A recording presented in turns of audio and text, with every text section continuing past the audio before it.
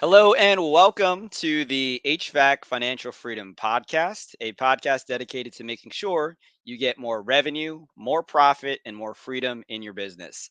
And I'm very excited because we have a special guest who has a unique and one of the most exciting softwares that I've run into in the past 6 years working in the marketing industry, who is going to be able to show you how you can accomplish all three. For me, I'm all about data, all about numbers in order to inform your strategy. And everything that our guest will talk about today will help to drive more data driven decisions to help you grow your business. And so, with that, I want to welcome Kevin Lesage of SearchLight Digital. Welcome, Kevin. Thanks, John. Excited to be here. I love talking about revenue. Let's talk about some money. That's it, right? Awesome. So I'd love to kick things off with origin stories and how you got to. Well, actually, first maybe introduce Searchlight, and then also how did you get to founding Searchlight in the first place? Yeah, thanks. So, Searchlight is basically came to market to do one thing, and that's bring better analytics to digital marketing measurement. Right. I've got a long background in measuring SEO, SEM, the traditional way. And then when I think about, my family being in home services, my dad owns a plumbing business and my uncle owns a HVAC business. There's still always a challenge of being able to say, I spent X, I spent 10 grand, but what did that actually bring me dollars wise? Right. I always joke and say, you don't find clicks, impressions, or conversions on a balance sheet. Right. Mm. So Searchlight really took that whole approach and saying, if we're going to come to market in home services to bring better analytics to contractors and make this conversation easy, I don't want to be talking about leads. I don't want to talk about clicks. I want to talk about estimates. I want to talk about the sold estimates. And I want to talk about the closed jobs. And I want to be able to answer, is this revenue coming from new or existing customers? What business unit is it coming from? Where is geographically is it coming from? What zip code, right? You want to break down marketing to really understand what works and what doesn't. And that can be difficult with the traditional tools available in Google Analytics and other platforms, right? You're trying to measure form submissions, you're trying to measure calls. But what I like to say is leads are not created equal, right? If you listen to your pay-per-click calls or any of the calls coming in from your marketing efforts, it's very obvious. One call could be for, hey, I have no heat right now and I need a new furnace. Another call can be, hey, your truck's driving too fast on the highway, right? Mm-hmm. One of those is going to bring you a real opportunity for your business. The other is a waste of time. But the reality is they're still searching online for your company or for a keyword. They're coming to your website and they're submitting a lead, right? I think as an industry, we got to start looking at what happens after the lead, right? Did the lead end up in my CRM? Did it lead to a real opportunity to make money? And just separating those two things, conversions online and then what ends up in your CRM, tells a hell of a story. Mm-hmm. Love that, and we say something similar as well. It's like you can't take you can't feed your family with rankings. You can't feed your family with impressions or clicks. It's at the end of the day, you only can feed with money. And so the mistake that a lot of companies make, or maybe it's just the marketing industry, is that there's that lack of connection between the front end and then what's happening on the back end in terms of the sales, and there's not that handshake that needs to occur.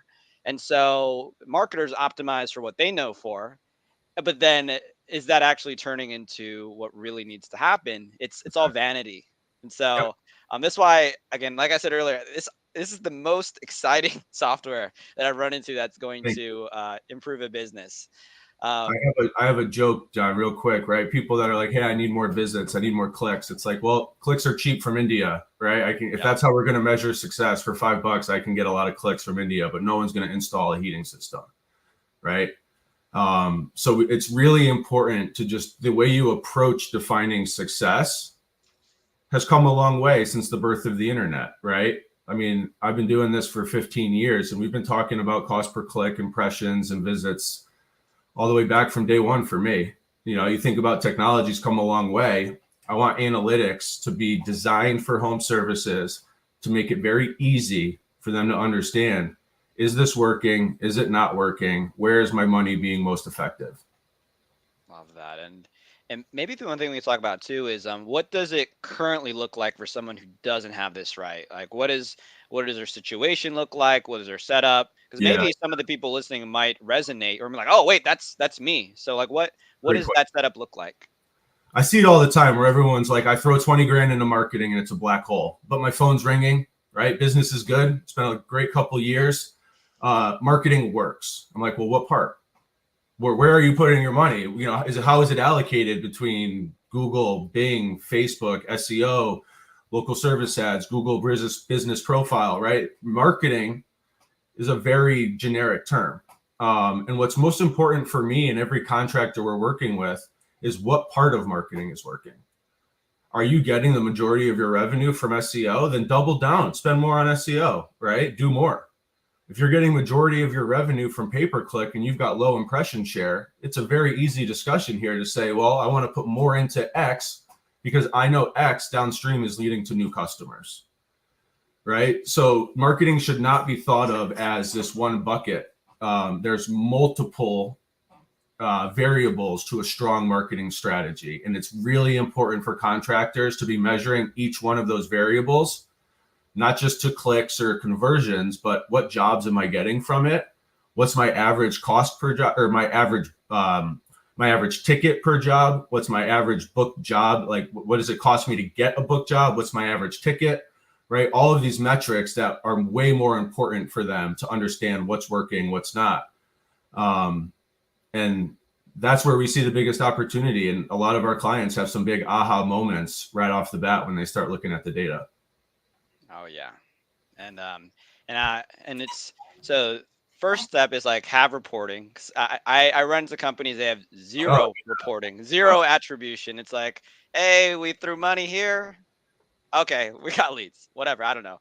And then the second step, which I think most companies do right now, is having some call tracking number where you can attribute like, oh, it might have came from organic, or it might have come from ads, or it came from Right. this channel, or it came from a mailer. But then I think to from our previous conversation, like it's still not enough because there's still things that are missing. Could you speak to like why just the call tracking system most people use is not enough? Yeah, I mean, the crazy thing is we see increasing revenue coming from non-phone channels month over month in home services, right? So contractors are getting more and more revenue from people using chat, people using online schedulers, people submitting forms, right? Not everyone wants to call a business. We all have busy lives. We're doing other things, and we're looking for that frictionless experience, right? The easiest way to get what I need. So I think right off the bat, what I look for when we're talking to customers is how are you measuring what's happening online, right? Website seems to be the black hole. Like you said, we can set up call tracking. Every agency can set up call tracking, but what's happening on the site? And that's where SearchLight's really different in a lot of cases, because we've invented a web event script that our clients put on a site. And we're not asking them to set up Google conversion goals and all of this custom work to make an analytics platform work for them. What that web event script does for us is it captures every single event. So if someone clicks an ad and comes to your site, an email comes to your site, whatever the case is, we can see every page they're viewing. We can see if they submit a form. We can see if they're chatting. We can see where the drop off is. We can see literally every event. And then the beauty is we can see like Google click IDs coming to the site, Microsoft click IDs, Facebook click IDs, and now we can map that to the website experience. And then what SearchLight does is we connect to CRMs to be able to map that to customer revenue. So without a doubt, I would recommend every contractor should be able to use Google Analytics as a free tool, right? You should have a baseline set up in there where you're customizing it to at least manage your conversion goals, forms, phone calls, some of the basic stuff, right? That should always be like a baseline for contractors. And if you're not doing it yourself, hopefully an agency can help you with that. But Google Analytics does not provide, easily what's happening after the lead. And that's where SearchLight really comes in to tell you this traffic came from your advertising, X% filled out a form, X% called, your phone calls led to X amount of revenue from 6 book jobs. And we can look at the customers and really break down the phone calls, the forms, the chats, and any online scheduler so that we have that full conversion journey mapped, right? There's not a website conversion or a conversation with a customer and a business happening that we don't have mapped. So that's where we can confidently come back and say, hey, you're spending X in marketing, but here's how it's converting and here's how it's turning into revenue. Wow. Yeah, a metaphor I'm imagining right now. It's like having a treasure map, but you only have half of the map. Right? It's like you got the marketing side of the map, but okay, how about the sales? We need the full treasure map to figure out what we need to do and how to make decisions. And Yep. so with that, I'd love to hear some, maybe case studies or experiences from some of the people you've worked with on how that data. It might even be surprising data, like where you would thought one thing, but it's actually another. Could you share some of the case studies of what getting your data right can do for a business?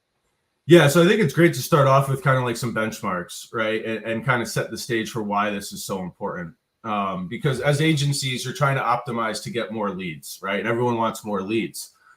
But, John, if you had to just guess, what percentage of leads do you think turn in to book jobs on average across our portfolio? 25 to 30. Yeah, it's actually right around 23%.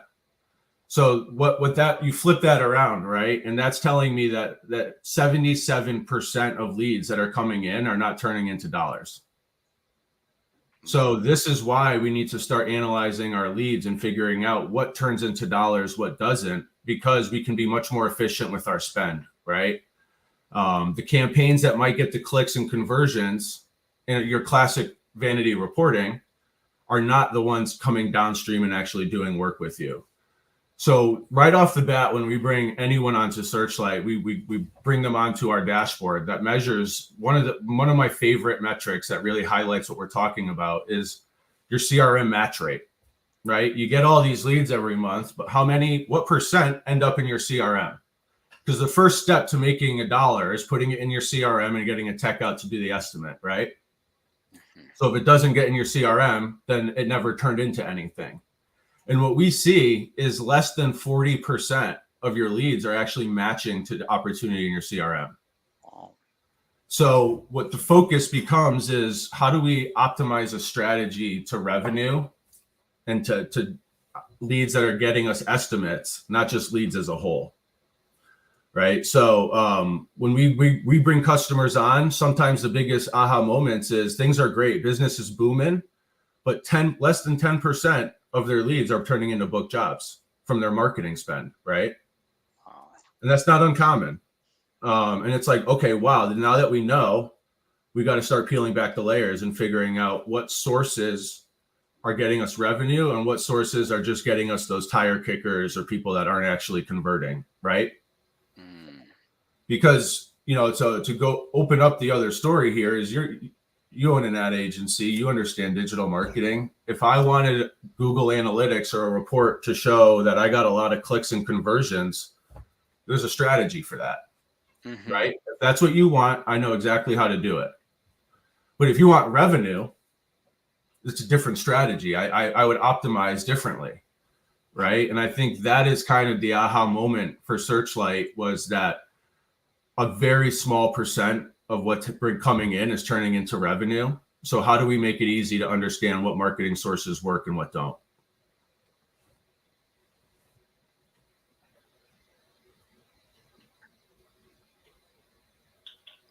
Oh, can you hear me? Yeah, you froze there for a sec. No problem. I'm back. Sorry, you said only a percent of it turns into revenue. Oh, yeah. Yeah, sorry if I froze. But yeah, the long story short is that only a percent turns into revenue of your marketing spend, right? So it's really important to figure out what investments are driving the dollars and what investments are just driving clicks and conversions. Love that. And maybe to dig into some of that, so you mentioned match rate. Why is it that leads are not turning into actual contacts in the CRM? Like why is it at 40% on average? Like what boosts it and why, like what are people doing wrong? Yeah, two things. I mean, leads are all defined equally right now, right? So sometimes someone searches your name or a keyword, they call in and it's not a real opportunity. So the CSR isn't going to put that in the CRM. It doesn't make sense, right? It's an upset customer, or the text late, whatever the case may be. That makes sense. The other case, which unfortunately happens all the time, and geez, when you think back to Christmas in the East Coast when temperatures plummeted, right? And the calls came in, the forms came in. It was, I mean, I had never seen, if you look at search volume, it was like the biggest spike in search volume in the last 2 years. But that doesn't mean everyone was answering the calls. So what's really frustrating for me is, as an agency, if you get on a call with a customer and you're like, oh my God, we killed it, leads are high, everything's great. And they're like, business is down for me. What are you talking about? And that's that gap, right, of what's getting in the CRM and what's not. So it could be your advertising is just naturally, and there's, it's hard to avoid those upset customers that are going to click an ad and call in. And it's just not a real sellable opportunity. But more importantly, making sure the CSRs are managing the calls well. Making sure if someone chats in, that someone quickly answers that chat. I see it all the time, right? Someone chats in, hey, I have a roofing leak. I need to get someone to come look at this. And an auto response comes out and says, thank you for chatting with us. And then it never gets responded to, right? And any agency report, that's a lead that they're going to capture, and they're going to say we did our job. But the reality is there's a leak happening in the process, and we're not getting revenue downstream. So if we see low match rates to a CRM, we go to the conversion channels and we say, what conversion source, phone, form, chat, etc., is getting us the most matched leads, right? And if I see phone very low, I start listening to phone calls. And I've seen it before where there's a 10, 15-minute hold time, right? And people are hanging up. Or a phone system that says press 1 to do this, 2 to do that, is just keeping you in a loop. So all of a sudden we identify a problem, we fix it, match rate increases. I mean, EBITDA increases when you fix this stuff, right? It directly impacts business. If form match rate is low, who's answering your forms? Sounds so basic, but I've heard everything from, we don't know what happens when that contact form gets filled out. The CSR, the person we have managing our forms, has been out sick for a week. I mean, all of these different variables. That's why I just say it's critical to measure what happens after the lead, because you're going to identify if your agency is sending you quality leads, or if internally there's an operational deficiency that we can improve and get things back on track. So in a sense, this is like true business intelligence, where because you have the data, you can see like where truly is the bottleneck. Is it I think the first thing you mentioned was, this is a sellable opportunity, right? Marketing agencies will count every phone call as a lead, but maybe only 50% of them were actually sellable opportunities. And then number two, because you have the data tracking, where there is that handshake between marketing and sales, you can now see per channel where is the actual opportunities coming from. And if there's a specific channel that's driving a lot, maybe double down. Or if there's one that's really low, what's the problem here? Is it a staffing issue? Is it a response time issue? It's whatever. But you would have no idea unless you were tracking it. So most companies can't do that because they just don't have any tracking in place for it. Yeah, and one thing any contractor can do right now immediately is ask to listen to their pay-per-click phone calls coming in from their agency, right? That's the first step to having your aha moment, because you will realize very quickly that one out of every, I mean, depending on the agency, the strategy, 1 out of every 5, 6, 7, 10 calls is actually like, oh, cool, there's some opportunity here, right? I mean, you got, if you don't have negative keywords set up, you've got like competitors calling in that's never turning into stuff. There's all these situations where people are calling in and you're like, wait a minute, these might be leads, but to me, this isn't a lead. I can't work. This isn't going to turn into money. Right. So that's just one thing you can do as a contractor, is just start there. And then you'll start to realize that leads aren't created equal. And we have to do a better job of measuring what leads turn into estimates. That's the first handshake. Right. And that's that match rate. We look for an estimate in the CRM with $1 assigned with a revenue amount associated to it. And now I can start saying, hey, that Facebook campaign that you ran last week actually has 3 open estimates for a total of $80,000, right? Or whatever the case is. And a little hint, I'll tell you from Facebook customers, anyone listening, Facebook customers don't like to call in. It's funny. We see our Facebook leads, they're using tools like Schedule Engine, online schedulers, chats, whatever the case may be, because they're looking for that efficient, frictionless experience. So it's really interesting to see, like, based on ad channel, what conversion source on your website are they most likely to convert through? Because then you can optimize your landing pages a little better too, right? You know these things. So yeah, the business intelligence point you said earlier, John, is spot on. Our conversations with clients very rarely are talking about impressions, cost per clicks, things like that. You know, we're bringing up examples of a $15,000 missed opportunity that we can fix that leak and make sure moving forward we're going to capitalize on this. Love that. And if anyone's listening and they're like, man, I'm messing up because I'm not doing a lot of this, I'll just share. Like, I spoke with a an SEO manager for a very large franchise the other day, and even he was saying, like, traffic and this and that and this. And in my head, I'm like thinking it's more about revenue. And so even if I'm talking, this is a company with a B, like billions of dollars, like how many companies they own. And so don't feel bad. This is something that, again, this is something that's very innovative and something I really haven't seen before. And whether you're, a small shop under a million, or whether you're a multi-billion-dollar enterprise, this is a problem that's facing the industry. And I wouldn't feel bad about it. Just be glad that you're, like, aware that there's a problem that's happening with things. Yeah, thanks for saying that too, man, because we have, small accounts, right? Some that don't even have a CRM, or a CRM built, years ago. We can still help them. Obviously that handshake's harder, and we it's easier with software.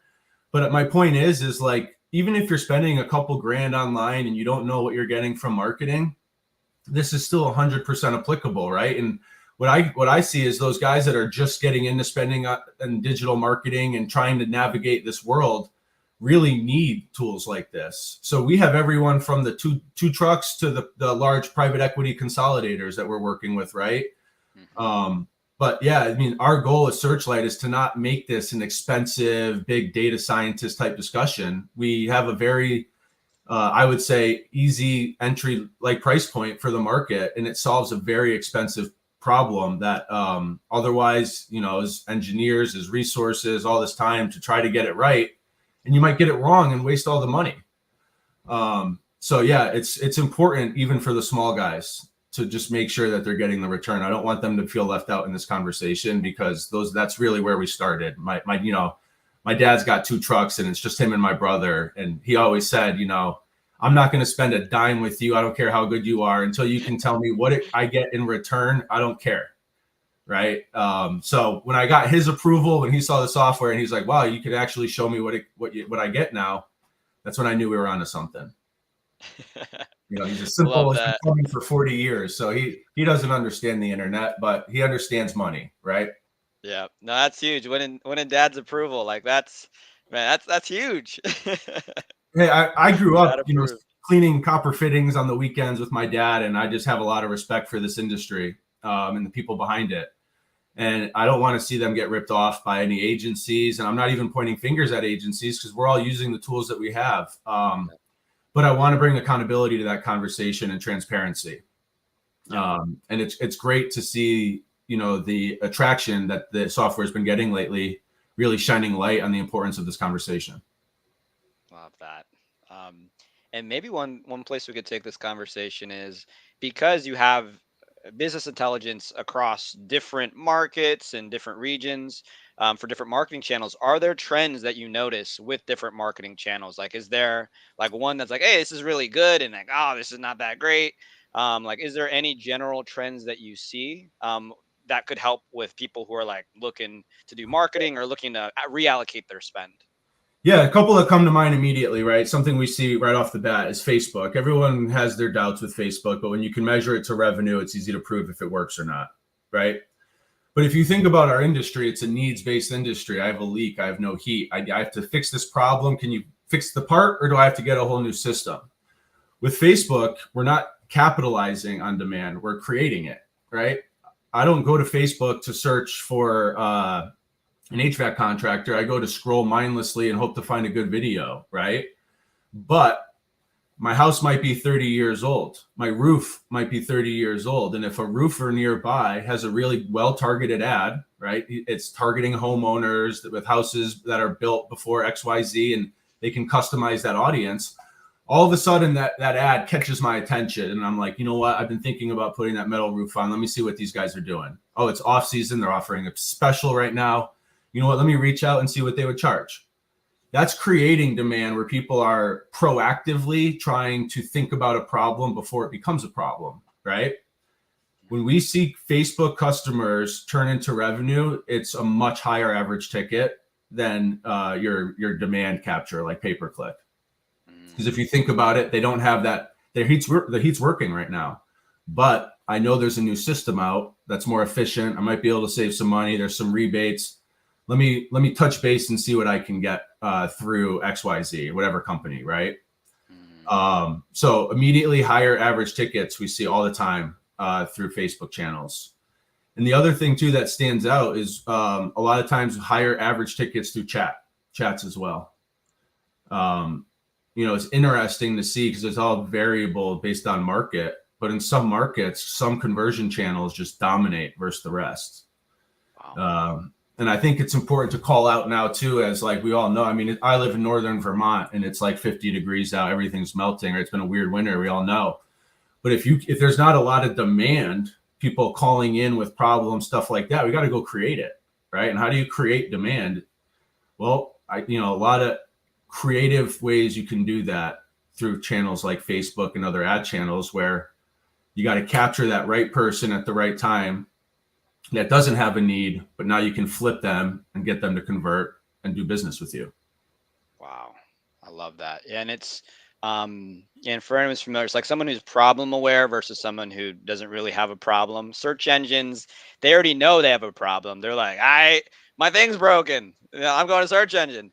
Facebook, like I said, I'm scrolling, I'm watching cat videos, and but like to your point, it's like instead of like waiting for the golden ticket to be handed to you, why don't you write your own ticket for life, right? There's these people, there's a bigger audience than what might be searching on a search engine, but if you can target it the right way, you can create that demand to your point. And that's fascinating that it's a higher ticket as well. So that's I think it makes sense, right? If you're proactively trying to solve the problem before it becomes one, you're probably more apt to, spend a little bit more money. And I bet you people that are willing to proactively solve, buy new boiler systems, have some savings and things like that too, right? And I'll throw out there to the audience that Facebook, in and of its own, targeting is very difficult. All right. Facebook has privacy rules and laws they're abiding by, and it's hard to even target, or that you can't target homeowners, for example, in a native audience on Facebook.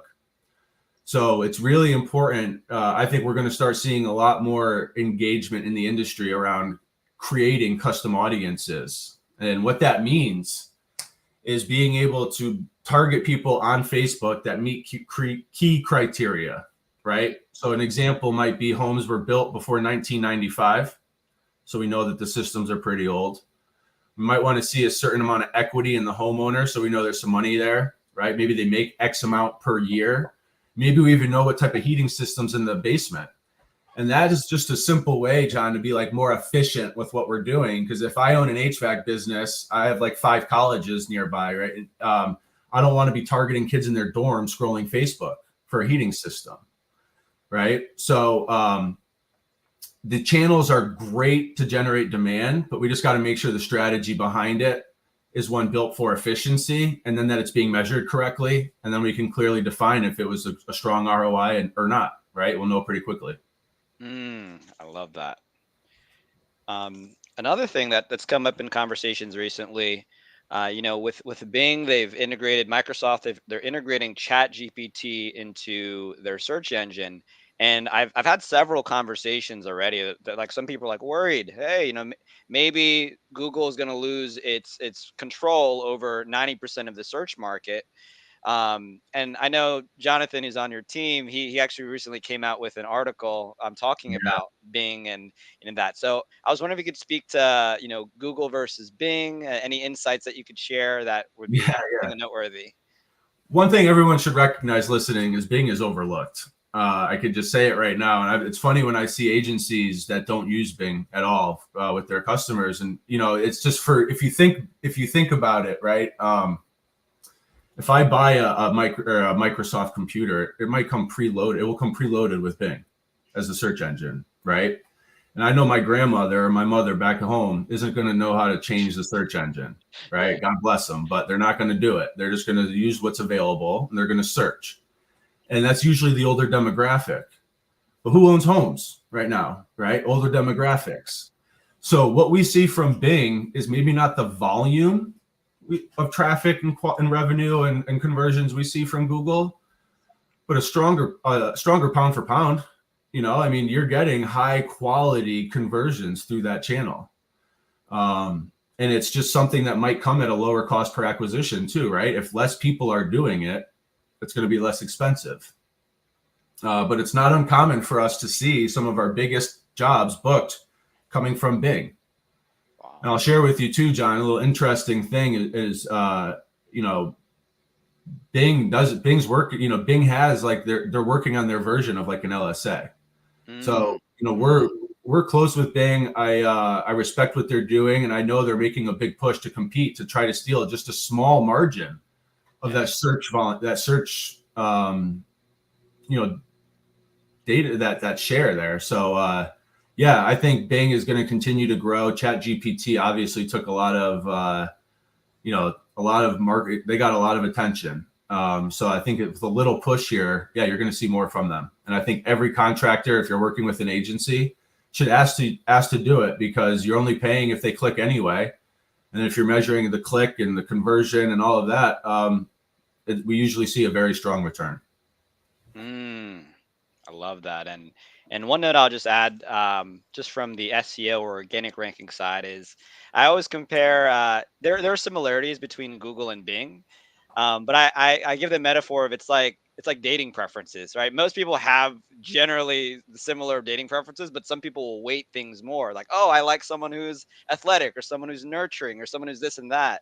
Similarly with Google and Bing, it's generally the same, but there's some small nuances. So you'll have to reach out to your company to talk about what Google versus Bing's dating preferences are. So. Yeah, the reality is some people are still going to Bing and searching for a contractor, an HVAC contractor near me. Mm-hmm. And if it's a low cost to be there, why would you not want to be there, right? Yes. And other things too, do you have any data on comparing SEO versus pay-per-click on, let's say, just Google, since there's more data there? We could go down that for, in a rabbit hole of a conversation. But right off the bat, you should be able to measure the two separately, mm-hmm. right? Sometimes I see where, I pay X amount for my SEO and SEM with the same agency, and I'm getting one report where it's not really highlighting the differences, right? Because the reality is, even having done advertising for years now, I started with SEO. My first job out of college was launching SEO. If I were to start an HVAC business today, I would look at a strong SEO strategy day one, right? And I say that because it's an organic channel. You don't pay per click. You earn it over time. You build that authority, right? It's not immediate. So to be clear to your question here, John, you're going to get a stronger return from SEO than you are than pay per click if you're doing SEO right? Mm-hmm. You should. It's people searching your name, right? If you've got a strong brand, if you've been around for a while, your SEO should be killing it. If you're brand new, that might not be the case, and you might have to look to spend elsewhere to kind of make up for it. But when we see revenue from SEO companies that are doing it well, it's not uncommon to see, 1,000% return, right? Wow.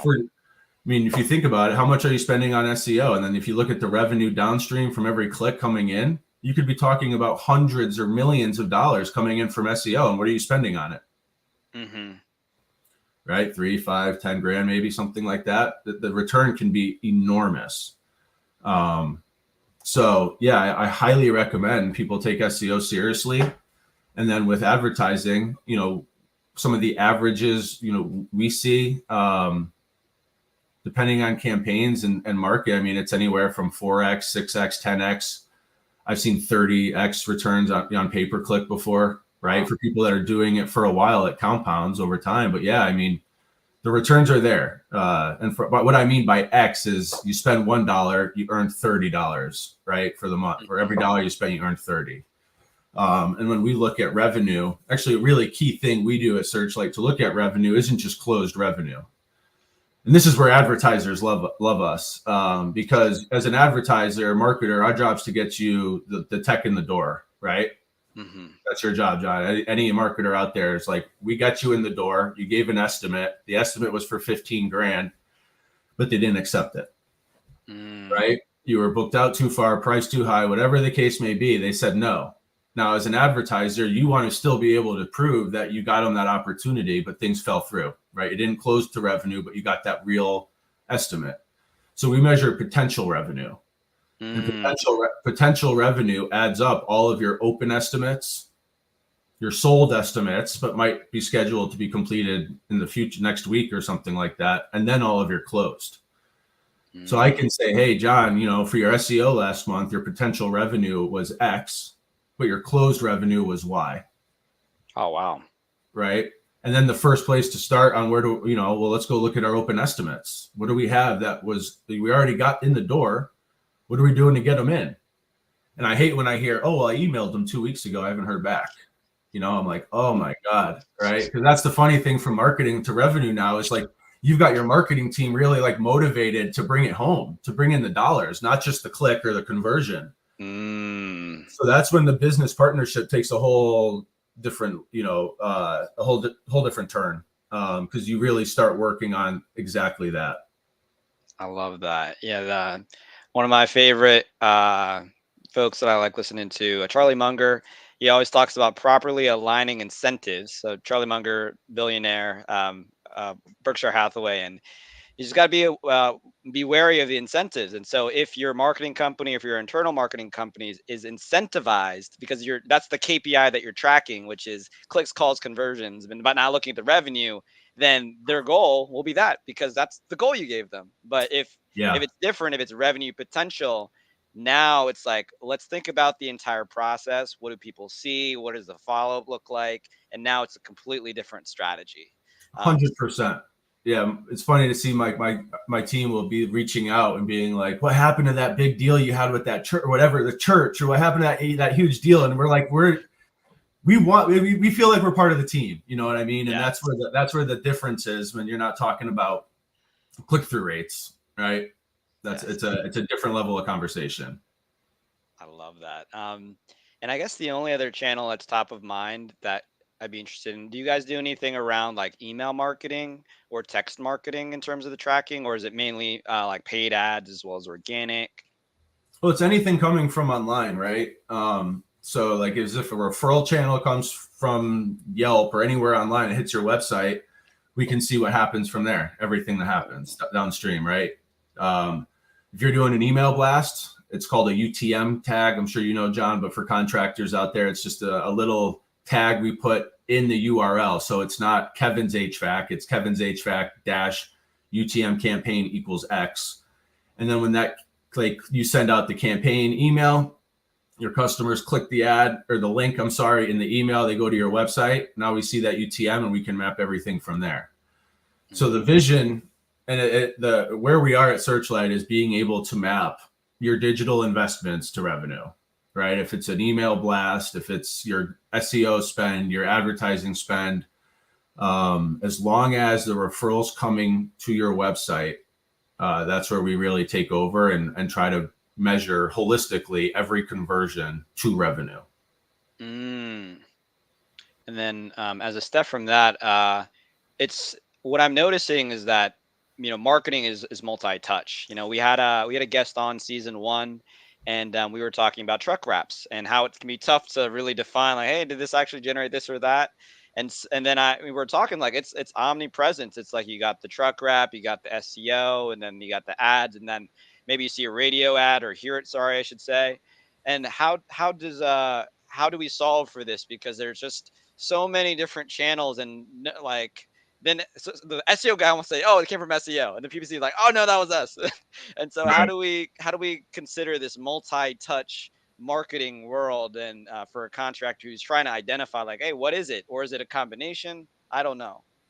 Yeah, I mean, you could go down. I mean, attribution and multi-touch attribution is a huge conversation, right? And I think you can. Everyone has their own opinions, and you can weight things differently, right? The CSR might say, "Hey, how'd you hear about us?" And they're going to say, "Oh, I saw your truck. I see this all the time." They say that, but when I go look at the data, they search for a heating company near me, right? And then all of a sudden, you start realizing that you nailed it, John.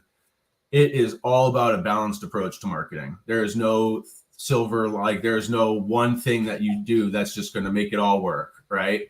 When people spend more on TV and radio, we see their branded searches increase, and we see more SEO volume coming through and more revenue from SEO, right? It's really important measuring SEO. Is that SEO revenue coming from a branded keyword? So did they search Kevin's heating and cooling, or did they search heating and cool or heating company near me? Right? Those, defining that makes a huge difference.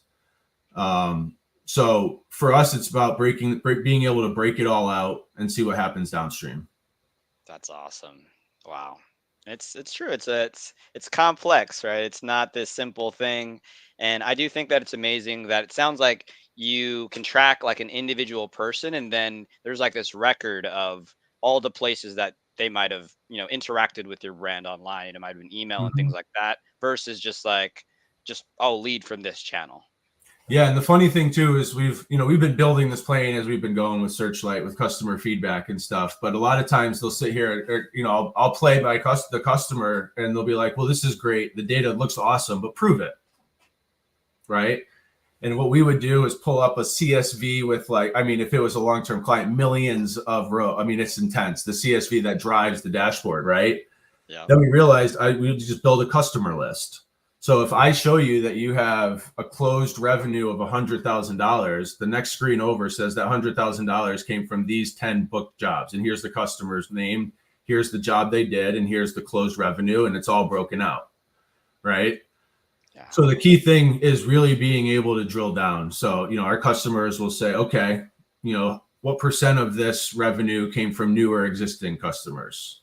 And we have logic that we created on our own that says the lead event happened at this time, right? John, you submit a lead today at 3:00. Did you exist in that CRM before then? If you did, it's an existing customer. It's pretty simple, right? You were already there. If not, it's a new customer.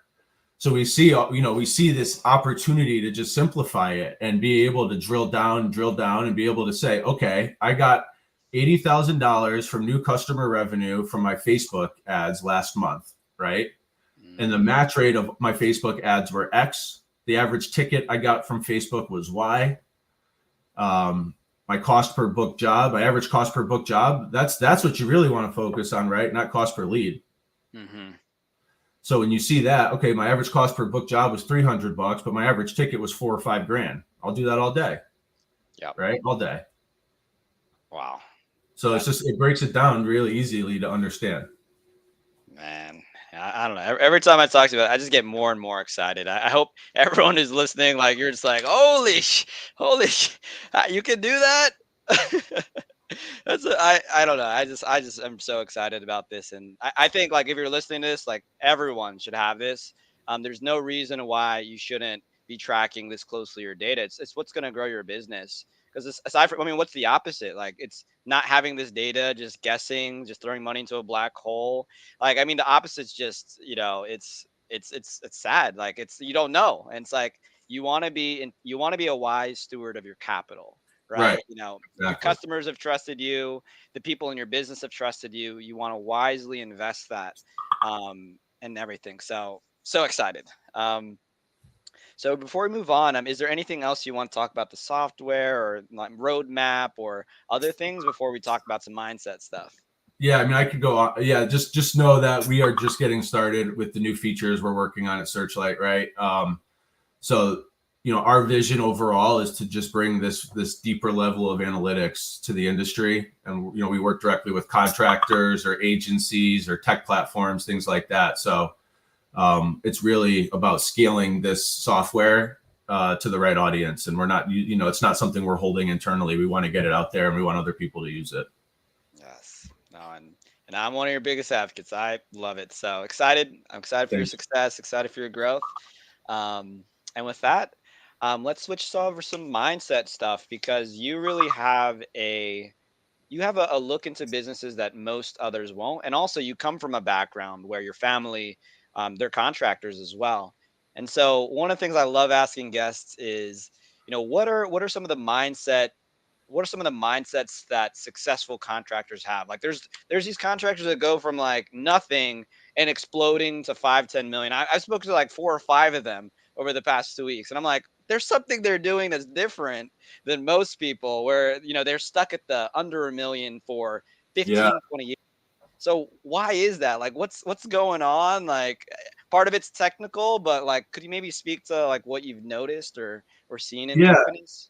Yeah. And, shout out to, my uncle Ken, who married into the family because he bleeds passion. Right. And I think if I can boil it down to 2 things, it's balancing passion with focus. Mm, Um, and I'm the same way. I like to think of myself as a forward thinker, visionary, very passionate about what I do, but sometimes keeping that focus, right, is hard, especially when you own a contracting business. That's what you're best at. And then someone has that new shiny object. You go to the conference and that new thing's out, right? And it's always something better. Stick to your plan and have a focus with that passion and a process.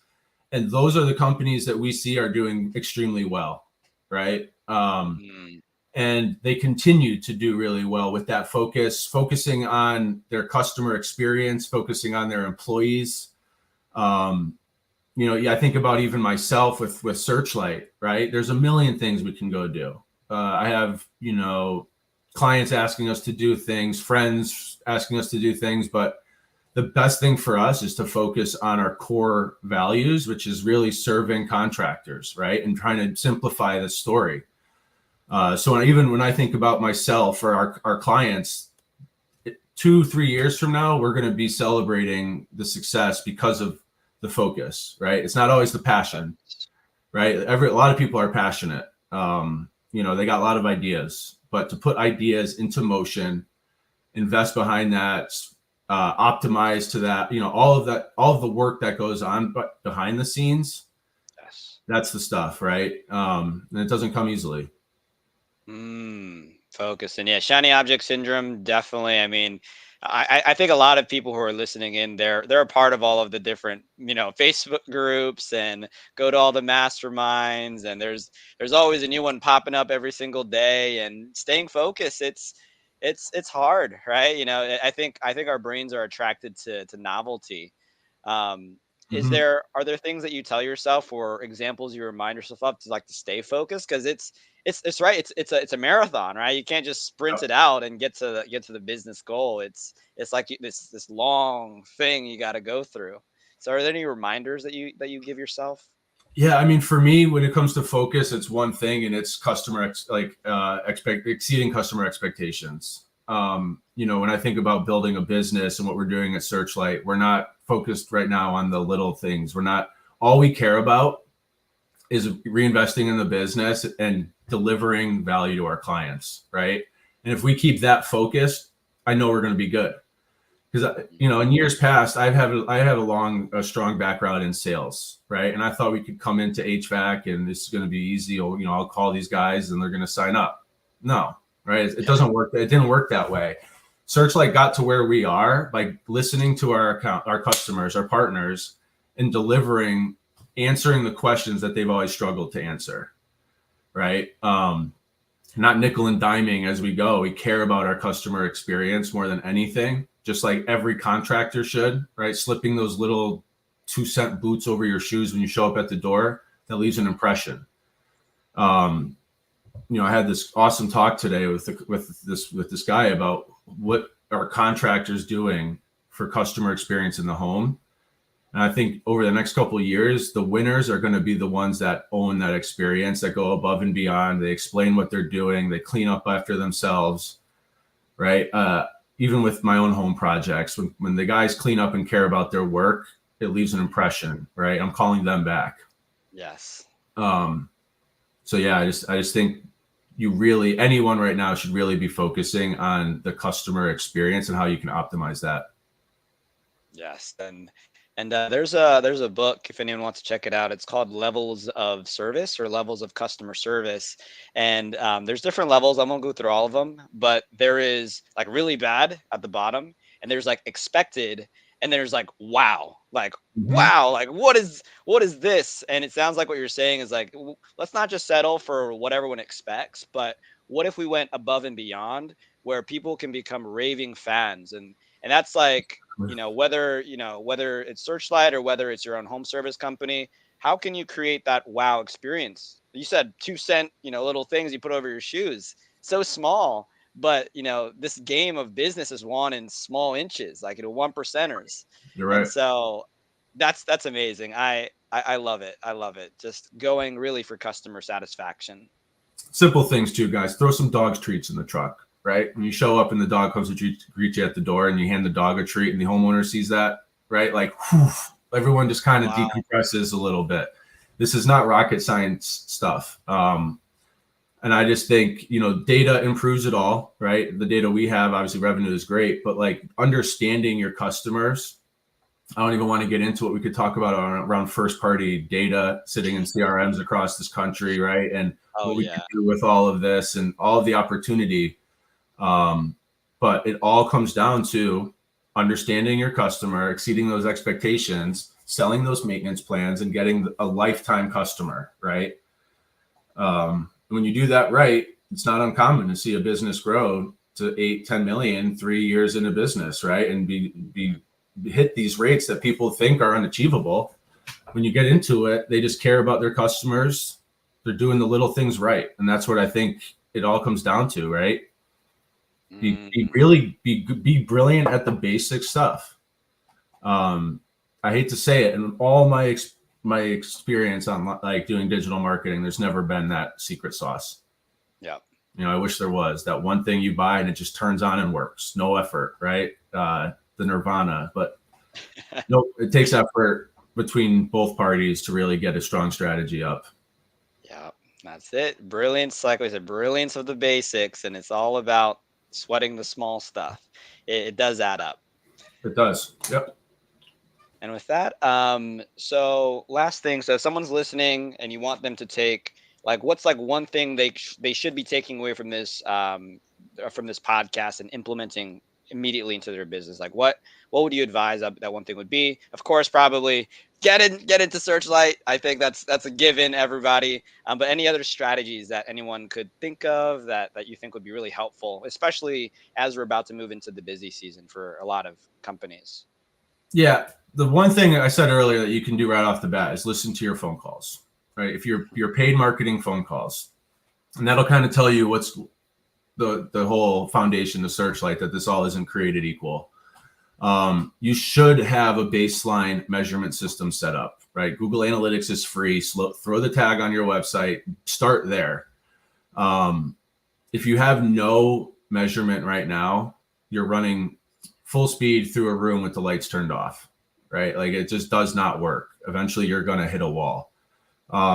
Yes, Searchlight is here to help, small, large companies, but it doesn't have to be Searchlight either, right? Like, yeah, to revenue, to get all the cool stuff we were talking about. I don't see a scaled solution out there for that right now, but it doesn't have to be that for everyone. I want to see the average contractor know exactly what the return is from each marketing source. So look at your bill at the end of the month. Who are you paying? You've got an SEO vendor, you've got a paid ad vendor, you've got a website vendor, you might be doing Facebook, all these different channels. Look at the return you're getting from each of those channels. And if it is very surface level and it's not, they're not getting into quality conversations at all, there's opportunity there, right? But overall, we just got to start measuring, Yes. It starts with measuring. I would never pay for a product I can't measure. It's that simple. Because you optimize based on what you measure. And agencies out there today measure costs. They measure clicks, impressions, and leads. So when you log into Google or Facebook Biz Manager, it's like, what do you want to optimize? To impressions, clicks, leads, right? Mhm. Well, with Searchlight, it's in our data, it's more about revenue. And we know, like to the earlier conversation, 77% on average of leads coming in aren't turning into dollars. So why are we optimizing to leads? It's crazy to me, Wow. right? Yep. So if we can optimize to dollars, all of a sudden we're doing much more with less. We're creating an efficient strategy, and we can hold any vendor accountable, email vendor, right? Anyone who's spending on your behalf. It's really about that true partnership and getting down to the dollars and working together to achieve those goals. hmm And and if a company is doing a great job, there should be no fear around getting this tracked. Like this, I think this is transparency is gonna that's what's gonna grow your business. If someone wants to Yes. hide in the dark, then that is already a red flag. Um, and 100%. And listen, data, this is my story. Data is not designed to always be unicorns and rainbows, right? Like data is designed to tell you when you fall off track or something could be improved. And if you don't know the data's not there, then you just keep off track. So mhm. we're working with a lot of agencies at this point, right? Because I love it. They're like, we want this transparency. We want our clients to have this. This makes sense for us. We've been looking for this. Those are the agencies that we love talking to. You're right though, John. There's others that are like, I don't want, we don't want our customers seeing this. And it's like, well, that's a red flag. Yeah, super red flag, man. And if we were to sum it up, I'd say data-driven decisions optimized for revenue. I'd say that. I I think like. that as close as I can get to a short sentence, but it's beautiful. We want that business intelligence. We want to grow. We want that transparency. And so with that, I think we can close up. We're almost going up to the hour. Any last final words you want to say before we close out with everybody? No, just best of luck to everyone out there right now. The contractors. I know it's been a weird winter. Just means more importantly, we got to measure what's working and what's not, right? When you can do that, you'll find an efficient strategy that works for your business. So I appreciate everyone's time. Thanks a lot, John, for bringing me on. Thanks, Kevin. And thank you everyone for tuning in. Appreciate for the time. And yeah, really excited. Please go and check out Searchlight. It's again, like I said many times, like I just am so excited. Please check it out. Grow your businesses. Transparency is a top priority. And yeah, looking forward to seeing everyone make more revenue, more profits, and have more freedom in your life. Take care, everyone. And we will see you on the next episode. Take care.